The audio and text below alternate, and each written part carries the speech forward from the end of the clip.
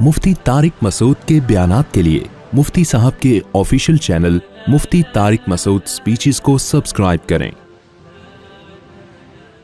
आज एक आमिल की मैं तकरीर सुनना था, फेंके जा रहा है इधर उधर की, कोई रब्त ही नहीं। मैंने सबने नीचे पॉजिटिव कमेंट्स किए हुए थे ना, मैंने कमेंट्स किए। 1 घंटे की तकरीर में मैंने बीच बीच से सुनी। मैंने कहा एक बात भी ऐसी नहीं है जो किसी की समझ में आ रही हो।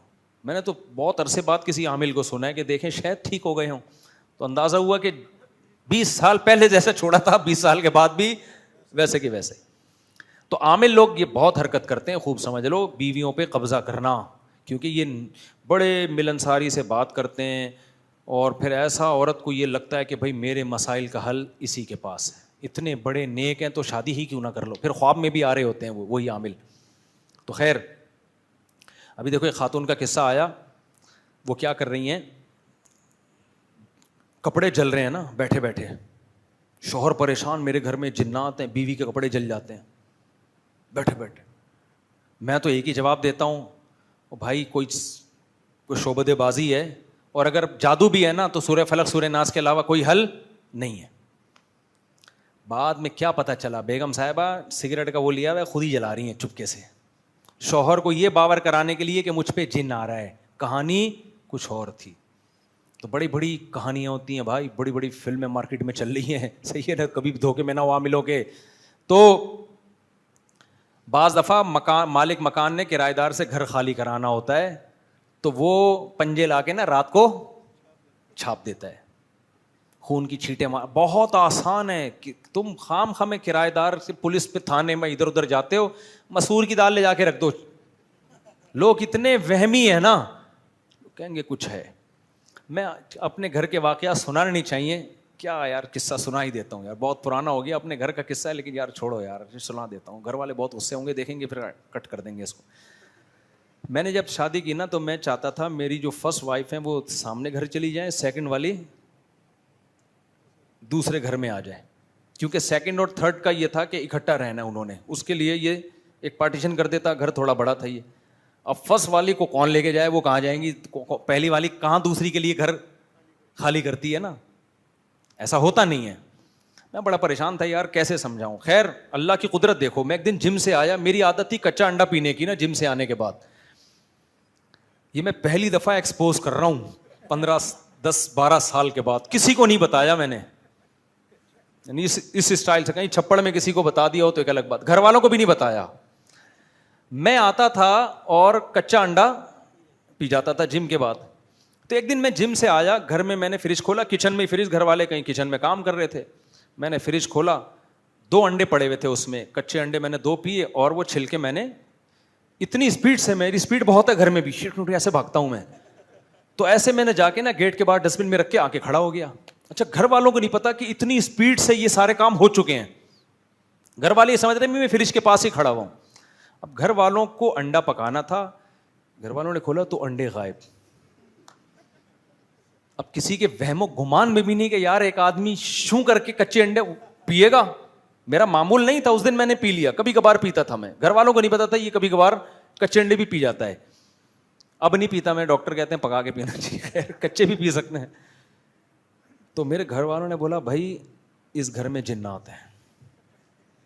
मैंने कहा क्यों? कि नहीं, 2 अंडे अभी अभी अल्लाह की कसम मैंने यहां देखे हैं, अगर वो अंडे टूटे होते तो छिलके तो होते ना, छिलके भी नहीं है, अंडा भी नहीं है। मैं चुप, जो सुबह शाम जिन्नात और आमिलों के खिलाफ तकरीरें करता हूं ना, बिल्कुल चुप। घर वालों ने कहा मुझे इस घर से निकालो भाई, मुझे इस घर से सामने वाले घर में शिफ्ट करें। मैंने कहा आप कह रहे हो तो ठीक है।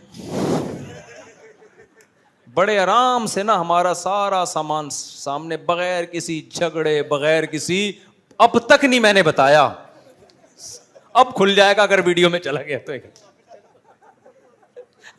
अब अगर दुनिया को पता चल गया तो चल गया, समझ रहे हो कि नहीं?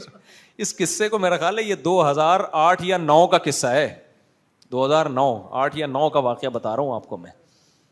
तो भाई वहम है और कुछ नहीं है, कुछ ना कुछ दुनिया में हो रहा होता है, बाज़ चीज़ों के असबाब खुफिया होते हैं, हम उसको किस पे डाल देते हैं, جن پہ ڈال دیتے ہیں کہ جن نے کیا. ہم نے کہا چلو یار فی الحال جن کے کھاتے میں ڈالو, دیکھا جائے گا. پہلی دفعہ میں جن کا واقعہ سن کے خاموش رہا ہوں. تو میں یہ آپ کر رہا ہوں کہ ہماری قوم کی یہ نفسیات ہے, کرایہ دار سے مکان خالی کروانا ہو, مکان کی قیمت گرانی ہو, 2 ٹکے کی آپ کو دشمنی نکالنی ہے, 3 کروڑ کا مکان ہے اس کا, آپ پریشان ہو, یہ حسد میں جل رہے ہو نا, یار 3 کروڑ کا مکان, میرے سامنے کا بندہ ہے بزنس کر کر کے 3 کروڑ کی پراپرٹیاں بنا رہا ہے, کوئی آپ جا کے تھوڑی سی نا لال رنگ لے کے چھیٹے مار کے آ جایا کرو گیٹ پہ, کو مسور کی دال پھینک کے آ جاؤ. اتنے وہمی ہے نا لوگ, وہ یقیناً کسی عامل کو بزرگ کو بلائیں گے, وہ سونگے گا یوں یوں کر کے نا, ایسے جیسے نہیں کتا سونگ رہا ہوتا جا کے, یہ جو چرس نکالنے والے اس طرح عامل سونگتے ہیں, میں نے خود دیکھے ہیں. سونگے گا, بولے گا کچھ اثرات ہیں, کچھ کیا ہے. ابھی کچھ دن پہلے میں کسی کے گھر گیا ہوں, میں اتنا عاملوں کے خلاف بولتا ہوں پھر بھی لوگوں میں عقل نہیں آ رہی یار. ایک صاحب کہنے لگا ارے مفتی صاحب بالکل صحیح ٹائم پہ, اسی ہفتے کا واقعہ, کہہ رہے ہیں صحیح ٹائم پہ آئے آپ. میں نے کہا خیریت؟ کہہ رہے ہیں یار میں کرولا میں آیا تھا, میرے پاس ریموٹ, وہ جو کنٹرول والی جو چابی ہوتی ہے, ریموٹ تھا میرے پاس, وہ میں جیب میں ڈال کے گھر گیا ہوں, واپس آیا ہوں جیب میں چابی نہیں ہے. کہہ رہے ہیں میں نے امریکہ بھی فون کیا, کہہ رہے ہیں بھائی کچھ ہے, کسی مفتی کو دکھاؤ, کچھ ہے بھائی, چابی غائب ہے, کچھ ہے, کسی مفتی کو بتاؤ. آپ مفتی صاحب آئے ہیں, آپ بتائیں کیا ہے یہاں پہ. میں اس کے گھر گیا نا, ایسا کباڑ خانہ بنا ہوا تھا گھر. میں نے کہا یہاں بندہ زندہ واپس آ جائے نا, یہ بڑی عظمت کی بات. کہیں غلطی سے رکھ دی ہوگی چابی اس کباڑ میں, سلیقہ تو نظر آ نہیں رہا. وہ شاید شفٹنگ کر رہے ہوں گے, میں کسی کی برائی نہیں کر رہا, ہو سکتا ہے مکان شفٹ کر رہے ہوں اس لیے چیزیں. تو میرے ساتھ ایک دوست بھی تھے, انہوں نے بولا اس گھر میں تو سب کچھ گمے گا, غلطی سے بھی کہیں بھولے سے بعض دفعہ کوئی چیز رکھ دی تو کہاں ملے گی اس کباڑ میں. بعض دفعہ آدمی جیب سے چیز نکالتا ہے, رکھ دیتا, یاد نہیں رہتا اس کو. کرولا کی چابی گم گئی ہے اور ایک پڑھا لکھا آدمی کس پہ ڈال رہا ہے, جن پہ. اور مجھے دیکھ کے خوش ہو رہے کہ مفتی صاحب آ گئے, اب بتائیں گے کون سی چڑیل کا یہ کام ہے. تو یہ ہے ترقی, صحیح ہے. ہم کہاں پہنچیں گے؟ چاند پہ. ہمارا جب خلائی, جو ہمارا راکٹ جب چاند پہ جائے گا نا, تو بھی ہم استخارہ نکالیں گے, پہلے بیٹھ کے استخارہ نکالیں گے. نیلا آ گیا تو بھیج دے, پیلا آ گیا تو مت بھیج. اور پھر اگر وہ راکٹ اوپر تباہ ہو گیا تو پھر ہم کہیں گے کہ یار لگتا ہے جاپان نے کوئی جنات بھیجے اسپیشل خلا میں, جاپان کے عاملوں سے رابطہ کرو. تو ہم لوگ تو بھائی بیڑا غرق ہوا نہیں ہے, ہو چکا ہے ہمارا.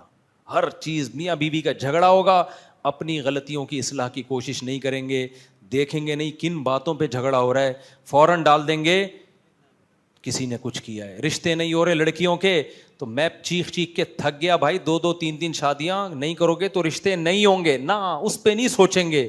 ہر دوسرے گھر میں مسئلہ, میری بیٹی 40 سال کی ہو گئی, میری 35 سال کی ہو گئی, رشتہ ہی نہیں آ رہا, لگتا ہے کسی نے کچھ کر دیا ہے. میں کہتا ہوں کیا آدھی آبادی پہ کسی نے کچھ کر دیا ہے؟